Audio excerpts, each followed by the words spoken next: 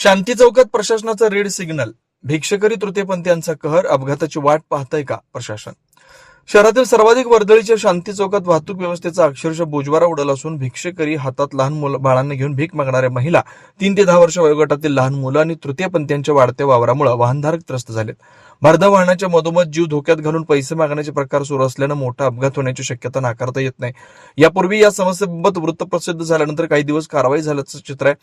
मात्र पुन्हा परिस्थिती जैसे त्या झाली असून हेच भिक्षकरी आणि बाहेरून आलेले नागरिक शांती चौकात मुक्काम ठोकून सिग्नल परिसरात पैसे मागताना दिसत आहेत. त्यामुळे वाहतुकीचा वेग मंदावलाय, वारंवार कोंडी होते.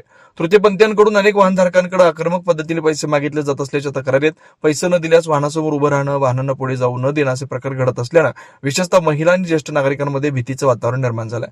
यात भर म्हणजे शांती चौकातील सिग्नल परिसरात प्रभावी सीसीटीव्ही यंत्रणा नसल्यानं नियमभंग करणाऱ्यांवर कोणाचंही नियंत्रण राहिलं नाही.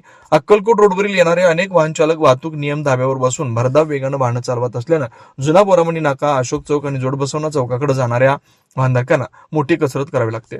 सिग्नल बंद पडल्यास तर परिस्थिती आणखी गंभीर बनते. जुना बोरामणी नाक्यावरून अशोक चौकाकडे जाणारा चढाचा रस्ता आणि त्यावरील वाहतूक कोंडी यामुळे वाहनधारकांची मोठी गैरसोय होते. त्यातच परिसरातील रस्त्यांवर पडलेले खड्डे अपघातांना निमंत्रण देत आहेत.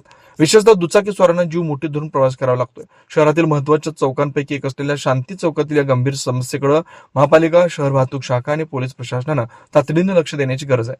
भिक्षकरी व अनधिकृत वापरावर कायमस्वरूपी नियंत्रण, सीसीटीव्ही कॅमेरे बसवणं, वाहतूक नियमांची कठोर अंमलबजावणी आणि रस्त्यांवरील खड्ड्यांची तातडीनं दुरुस्त करावी अशी जोरदार मागणी नागरिक आणि वाहनधारकांकडून होते.